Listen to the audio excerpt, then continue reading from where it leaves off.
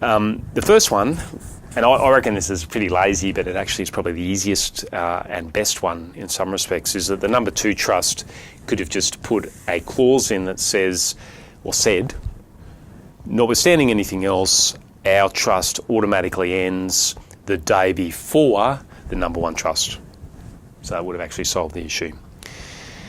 The second idea would be that you would actually have gone and amended the number 1 trust and actually removed that prohibition at all.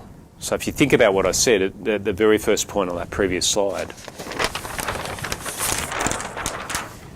yeah, the terms of that instrument said that any other trust, and I've referred to the number 2 trust, must end before the number 1 trust. Well,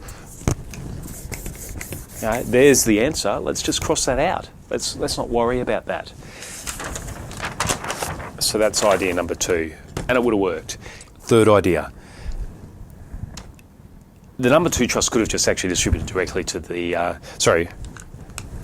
number 1 trust could have skipped distributing to number 2 and just distributed directly to the end beneficiary.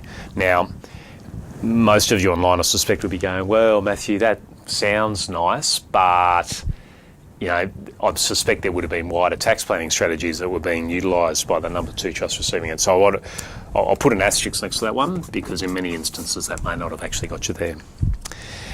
And the fourth idea was what they actually did in that case, which is that they had to rock up to court.